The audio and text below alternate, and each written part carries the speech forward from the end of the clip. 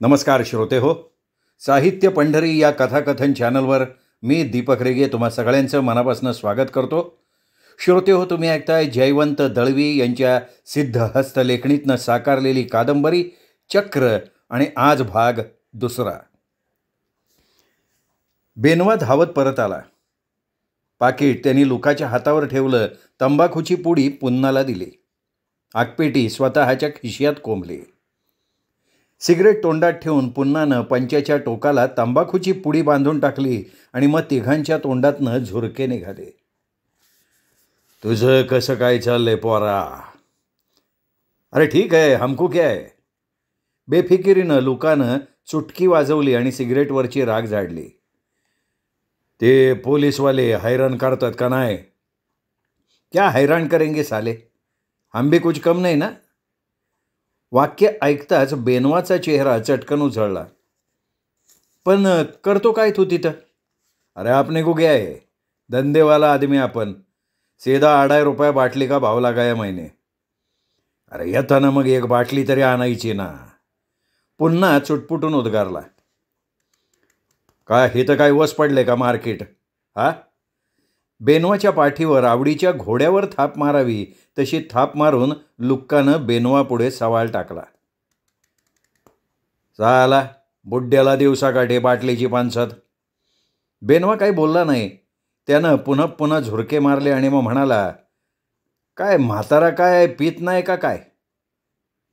अरे तशी घेतो रे मी, पण तुझा माल नंबरी, त्याची सर नाही बघ लुका. अरे बोडक्याचा नंबरी, नवसागर कंट्रोल केलाय, भाव वाढलाय. फिर आपण भी क्या करेंगा, हमने भी बाटली का भाव बढ़ा दिया फिर. बेफिकिरीनं बोलत त्याने खिशातनं चाकू काढला आणि लखलखतं पातळ ताठ करून तो आपल्या हाताची नखं काढायला लागला. बेनवाला वाटलं असा फक्कड चाकू आपल्यापाशी हवा.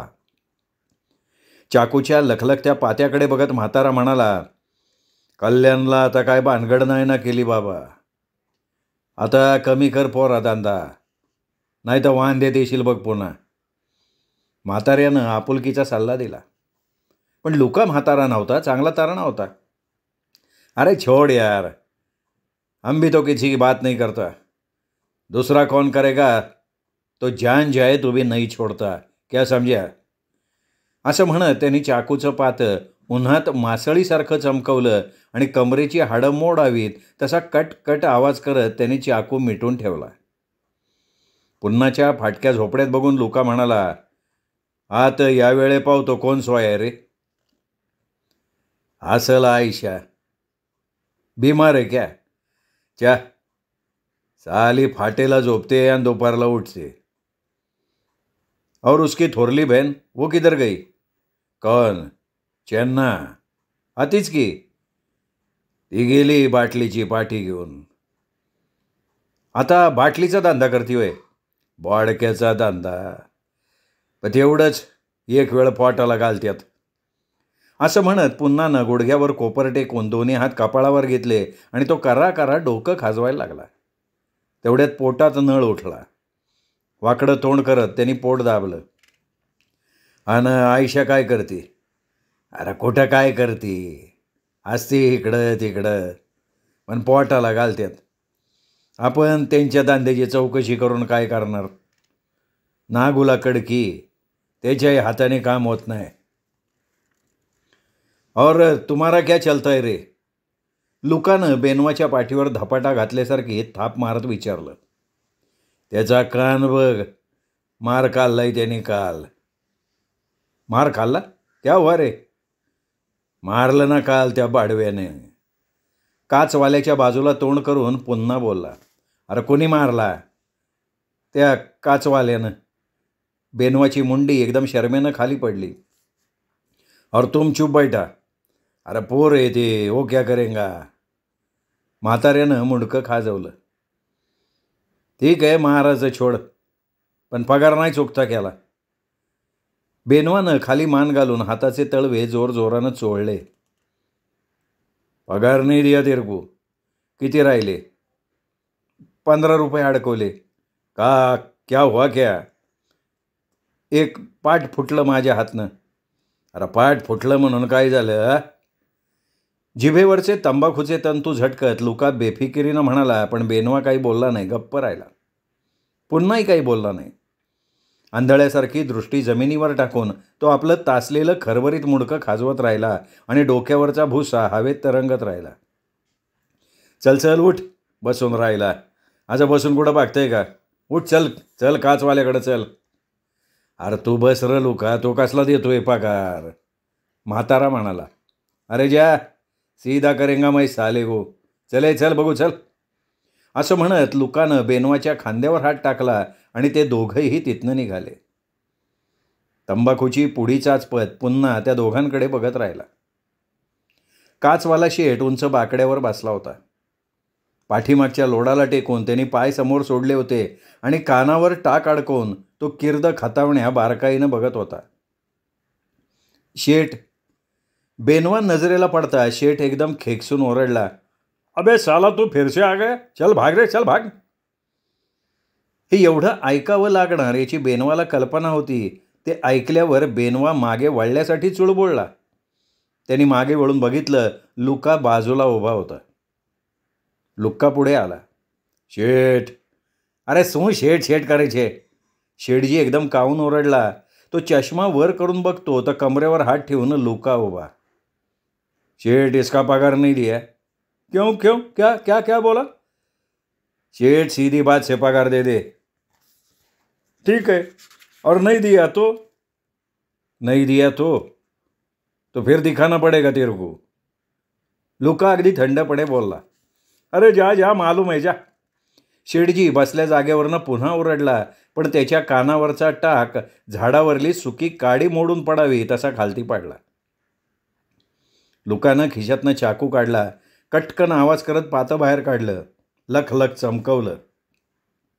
चाकूची मूठ घट्ट हातात धरली आणि क्षण दोन क्षण टक लावून तो शेठजीकडे बघत राहिला. अरे अरे, क्या क्या करता क्या तू? पोटात सुरी फिरल्याचा भास शेठजीला झाला. त्याची बोबडी वाळल्यासारखी झाली. मग लुकानं मान खाली घातली आणि चाकूच्या पात्यानं तो नख कापायला लागला. अगदी संथपणे म्हणाला. कितना पैसा है उसका? प प प 15 बेनवा म्हणाला. तरी शेठजीच्या तोंडून शब्द सुटेना. 25 देना पडेगा. 25? शेठजी जीव गेल्यासारखा ओरडला. हां चल, झटपट लाव, चल. त्यानं पटापटा पाचाच्या 5 नोटा बेनवाच्या अंगावर फेकल्या. खाडकन पेटी बंद करून टाकली. तेवढ्यात झटक्यानं लुकानं चाकूचं पातं मिटवून टाकलं. एक कॅलेंडर आपो. बेनवा थंडपणे म्हणाला. क्या क्या? अबे कॅलेंडर ला ना. लुका ओरडला. तसं शेठजीनं कंपनीचं कॅलेंडर लुकाच्या अंगावर फेकलं आणि तो खमीसच्या बाहीनं घाम पुसत राहिला. बेनवानं पैसे घेतले, कॅलेंडर उचललं. दोघेही रस्त्याला लागले. देखा क्या? लुकानं मोठ्या दिमाखानं बेनवाकडे बघितलं. बेनवाच्या तोंडावर पसाभर आनंद पसरला होता. साला चूप बैठता तो क्या मिलने वाला था? अरे तू होता म्हणून झेपलं हे. अरे मेरे को बहुत डर था. असं म्हणून लुकानं या शेठजीचं दुकान आपण कसं लुटलं होतं त्याचं रसभरीत वर्णन केलं. 2 वर्षांपूर्वी गावात चळवळ झाली होती. चळवळ कसली ते लुकाला माहिती नव्हतं, पण त्या चळवळीमुळे दंगल मात्र झाली होती. ठिकठिकाणी हरताळ होता. अनेक जागी गोळीबार झाला होता. त्यावेळी लुकानं संधी साधून अनेकांची दुकानं लुटली होती. त्यात या काचवाल्याचं दुकानही त्यांनी साफ केलेलं होतं. काचवाल्याच्या डोळ्यांदेखत त्यांनी गल्ल्याची पेटी लांपास केली होती. जे म्हणून सहज पळवता येईल ते सगळं पळवलं होतं. बराचसा माल लपवून ठेवता येत नाही म्हणून फोडून टाकला आणि बराचसा माल शेठजीकडून उलटे पैसे घेऊन शेठजीलाच परत विकून टाकला होता. छाती फुगवून त्यांनी त्या प्रसंगाची खूप वर्णनं केली. बेनवानं ती अभिमानानं कान पसरून ऐकली आणि मग काहीसा हताश होऊन लुका म्हणाला. साला आजकाल मामला एकदम नरम आहे रे. साला कोणी चळवळच करत नाही, कुठं हरताळ बी पडत नाही. जो तो पुलिस को डरता साला. साला सब मामला एकदम ठंडा हो गया देख. त्या दंगलीनंतर लुकाला पोलिसांनी पकडलं होतं आणि गुंड ठरवून शहराच्या हद्दीबाहेर घालवलं होतं. म्हणून लुका कल्याणला जाऊन पडला होता. पण लुकाला त्याची फारशी चिंता वाटत नव्हती. मुंबई काय कल्याण काय, कुठल्याही जागेबद्दल त्याला प्रेम असं नव्हतंच. अरे इधर क्या उधर क्या सब जगह अच्छी है, दुनिया में अपने को कुछ कम नाही, असं म्हणून तो खुश असायचा. मध्येच लुकाच्या गोष्टी थांबताच बेनवाचं लक्ष शिडजीनं दिलेल्या कॅलेंडरकडे गेलं.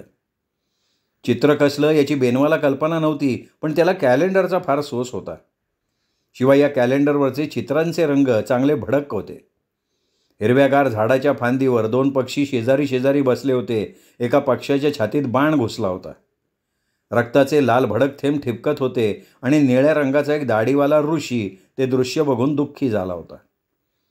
बेचकीनं दगड मारून आपण कबूतर रक्तबंबाळ करून मारलं होतं आणि मग ते सोलून खाल्लं होतं याची बेनवाला आठवण झाली आणि त्याच्या तोंडाला लाळ सुटली. ये कैलेंडर लेके तुम जाओ लुका. अरे हड, अपने को क्या करने का कैलेंडर, लगाएंगा किधर मैं, ना घर ना दार. पिक्चर अच्छे आहे लेकिन. बेनवानं ते रक्ताचे थेंब पुन्हा पाहिले. कंडम आहे कंडम. अरे कोई फिल्मी ॲक्ट्रेस होती ना तो बात अलग आहे, ये तूच रखले. लुकाची ही आज्ञा ऐकून बेनवाला बरं वाटलं. चालता चालता वाटेत ते दोघं एका हॉटेलसमोर थांबले. बेनवा, चला काय खाणार. नाही नाही, हमको कुछ नहीं मांगता. खिसे चाचपत बेनवा तोंडातल्या तोंडात पुटपुटला. अबे पैसे के लिए डर मत, साला पैसा पैसा क्या करता. लुका बेडरपणे बोलला आणि पॅन्टीच्या पाठीमागच्या खिशात हात घालून त्यांनी पाकिट बाहेर काढलं. ते उघडून बेनवाच्या तोंडासमोर धरलं. त्या पाकिटात नोटांचं पुडकं बघताच विश्वदर्शन घडल्यासारखं त्याने आपलं तोंड चमकवलं. त्याच्या ओठात एकदम हसू आलं, नजरेत कौतुक उभरलं. कुठं कमवतो एवढे पैसे लुका तू. अरे जाने दे रे, पैसा पैसा क्या करता तू, साले रंडी भी कामाती पैसा. तरीही बेनवाचे ओठ त्याच्या नकळत हसत होते. आपल्या दोस्ताच्या खिशात एवढ्या नोटांचं पुडकं असावं ही कल्पनाच त्याला सुख देत होती. चल आज तेरे साथ मुर्गी खाएंगा खिलाएंगा, चलो.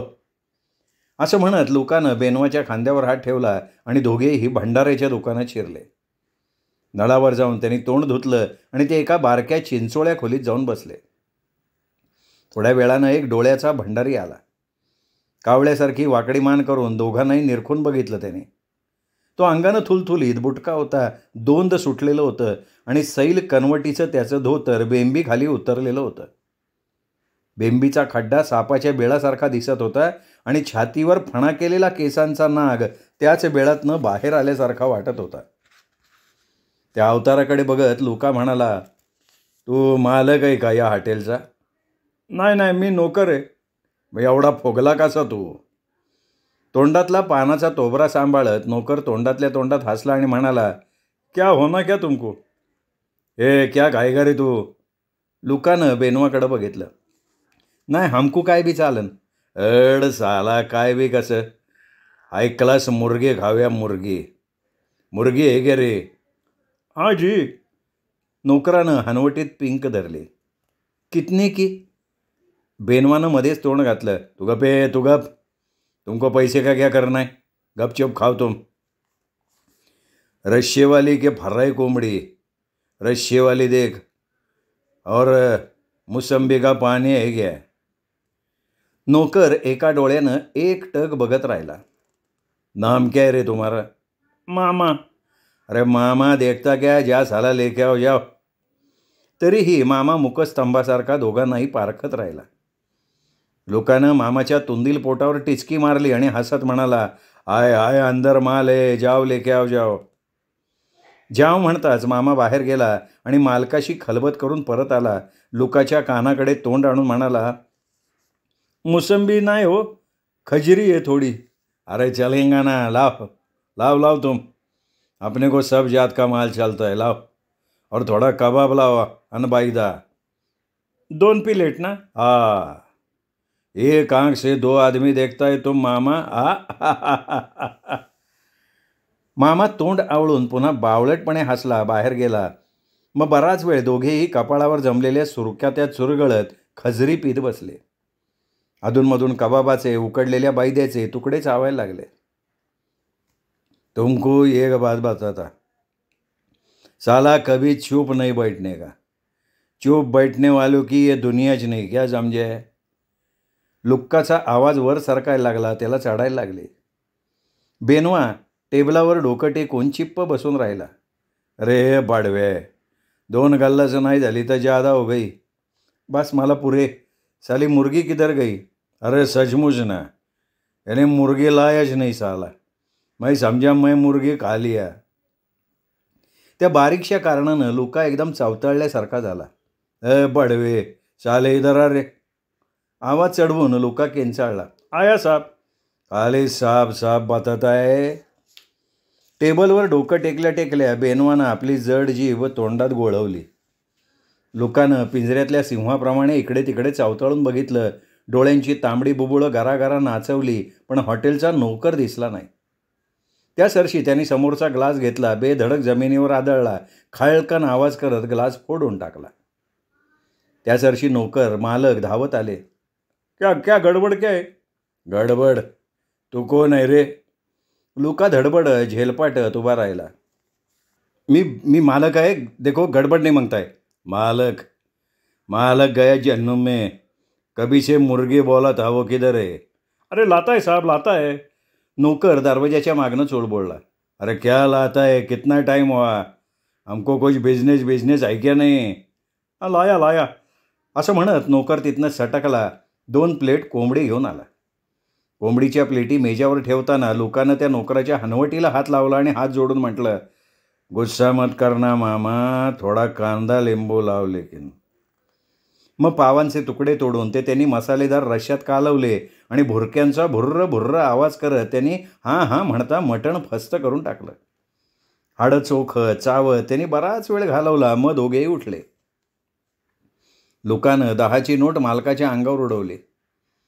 मख्ख तोंडात वेडा कोंबून बसलेल्या मालकाची हनवटी धरून लुका आजीजीनं म्हणाला, मालक गुस्सा नाही करणे का क्या.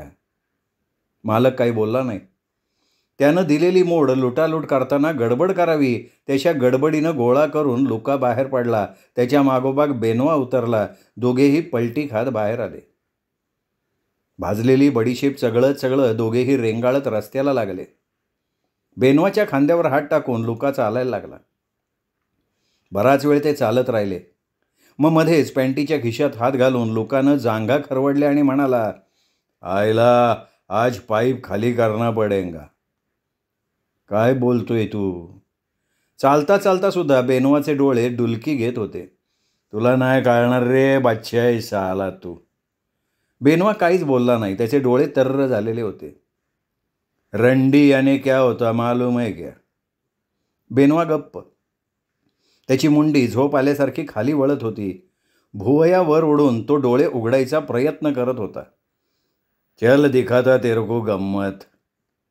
दोघेही नायकिणींच्या वस्तीत आले. कोपऱ्यावर येताच पानवाल्यानं चुन्याच्या भांड्यावर पितळेची दांडी आपटून घणघणाट केला, गिल्ला केला. पान साब, पान साब. चल पान खाएंगे चल. असं म्हणत लुका बाजूला वळला. बेनवाला म्हणाला, आपला जुना वस्ता दे पानवाला. खाणार तर एकाहून एक वरचढ पान भेटन. रुपये, 1.5 रुपये, 5 रुपये चाहिए वैसा. 5 रुपयाचं पान. बेनवाची झोपच उडाली. मग काय तर. अंदर एक पलंग तोड़ गोली डालेंगा ना तो रेड ऊपर जाता. और तुमने खाया है क्या कभी पलंग तोड़ गोली. अरे हड, मैं तो गोली बिगर पलंग तोड़ सकता है. असं म्हणत लुका खांदे उडवत खी खी करत हसला. पानवाला आरशासमोर आसन मांडी ठोकून बसला होता. लखनौचा नक्षीदार सदरा चढवून दोन्ही बाजूला डुलत डुलत पानाला चुना कात लावत होता. बाटलीभर तेल चोपडून त्यांनी केसांची झिपर वळणावळणानं बसवली होती. ते तेल तोंडावर उतरून त्याची सगळी चेहरेपट्टी घाण्यातल्या मुसळासारखी दिसत होती.